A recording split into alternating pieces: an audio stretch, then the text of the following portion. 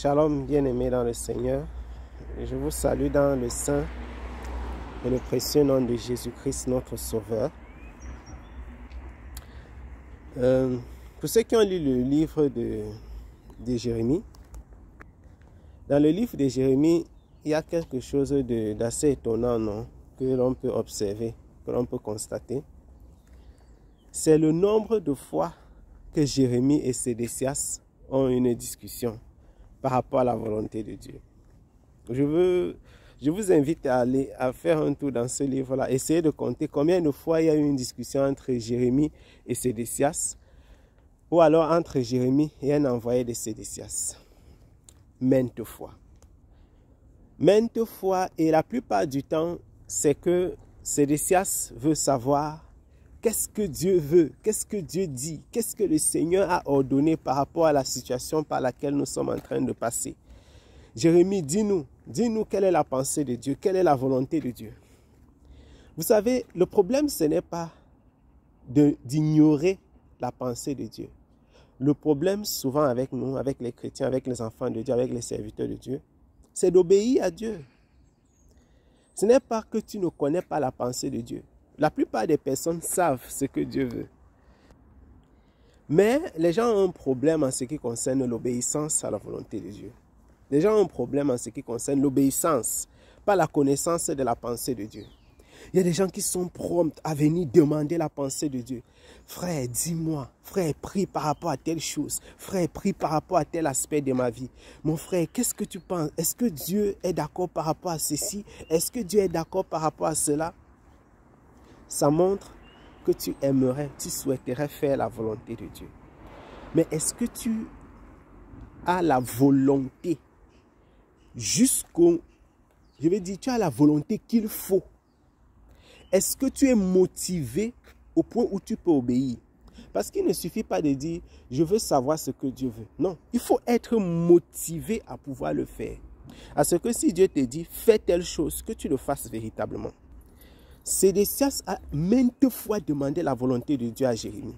Maintes fois demandé la volonté de Dieu à Jérémie. Mais il n'a jamais obéi. Vous savez pourquoi? Parce qu'il écoutait la voix des faux prophètes. Il y a des chrétiens qui courent et qui vont chaque fois voir le pasteur, voir les prophètes, voir les serviteurs de Dieu, voir les enfants de Dieu. Priez pour moi, intercédez pour moi. J'ai besoin de ton conseil dans le Seigneur. Frère, est-ce que tu penses que je peux faire telle chose? Ma soeur, est-ce que tu penses que je peux faire telle chose? Et quand tu leur donnes le conseil du Seigneur, ils n'écoutent pas. Quand tu leur donnes le conseil du Seigneur, ils n'écoutent pas. Ils n'en font qu'à leur propre tête. Quand tu leur donnes le conseil du Seigneur, ils font ce qu'ils avaient déjà décidé depuis. Puis il y a une génération, il y a une catégorie de chrétiens qui demandent conseil aux enfants de Dieu, aux serviteurs de Dieu et aux païens. Si tu as demandé conseil à ta voisine, à ton voisin, à tes camarades de classe, à tes collègues de travail, qui ne prient pas, qui ne cherchent pas la voie de Dieu, qui ne marchent pas selon les desseins du Seigneur, pourquoi tu vas border, comme les anglophones disent, pourquoi tu veux déranger encore les enfants de Dieu et les serviteurs de Dieu avec les sujets de prière? Pourtant, tu sais clairement que tu ne vas pas faire la volonté de Dieu. Tu veux quoi? Tu veux tenter le Seigneur? C'est ce que Sédécias a passé son temps à faire. Tu as déjà tes faux prophètes qui te prêchent ce que tu veux entendre.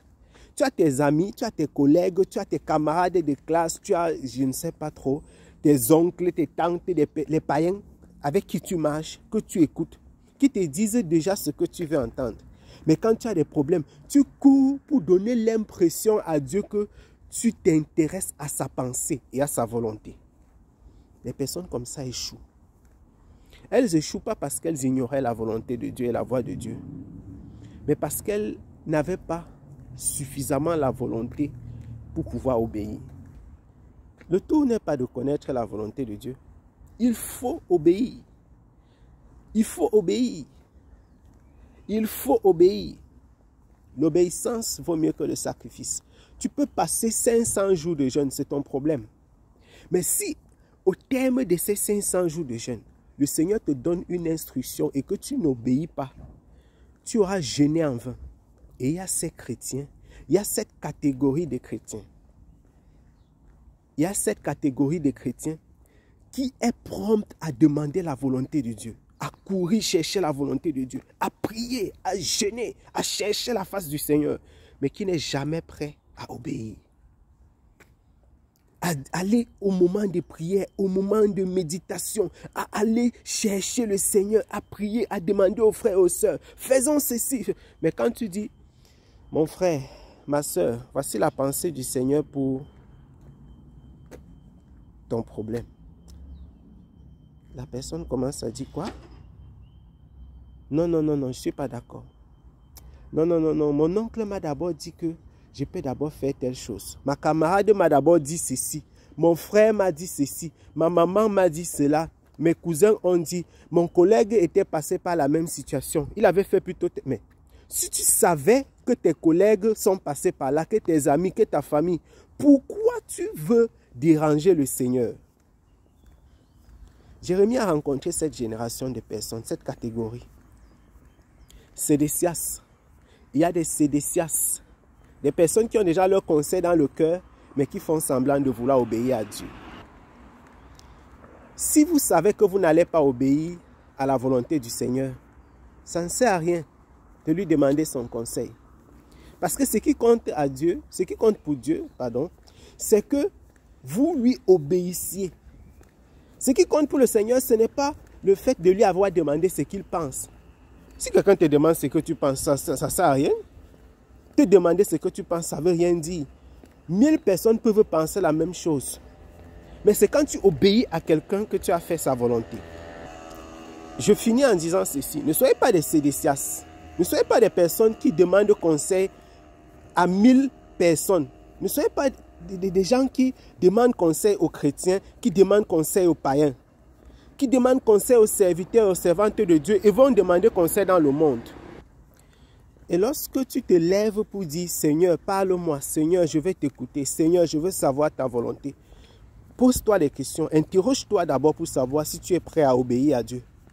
Ça ne sert à rien de demander à Dieu sa volonté si tu ne peux pas lui obéir. Écoutons le Seigneur quand il nous parle et obéissons surtout. Écoutons et obéissons. Demande aux frères, demande aux sœurs, écoute les conseils poussés, moulés par le Saint-Esprit. N'obéis pas aux collègues, aux païens, pour ensuite dire je suis chrétien parce que j'ai demandé la volonté de Dieu quand j'avais des problèmes.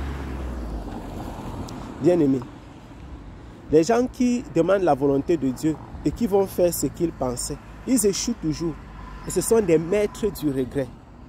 Les maîtres du regret, ah vraiment le frère m'avait dit, la sœur m'avait dit, le pasteur m'avait dit, le bien-aimé m'avait dit, mais à quelle heure? Trop tard, trop tard. Avant de demander la volonté du Seigneur, examine-toi toi-même pour voir si tu es prêt à obéir. Je vous salue dans le saint et le précieux nom de Jésus-Christ. Shalom.